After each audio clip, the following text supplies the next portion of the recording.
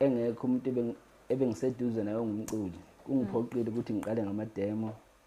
wangokuya ngagcina sengikhuza Ndlovu kwase kusho ukuthi khona omunye ukhuzana wayesekhona endima ngaleso sikhathi owayedumile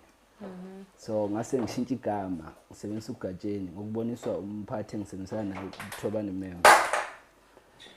emva kwalapho ngibe sengikhipha ama-album ke cishe emahlanu njengamanje ngilungiselela eyesithupha yebo umlando wami awumude kakhulu kodwa nje ihit emva kwe-hit emva kwe-hit yabona ngizofuna ukuthi nibonise ukungithintela lama-hit lawo elikhuluma ngawo ukuthi hit emva kwe-hit yini mhlambe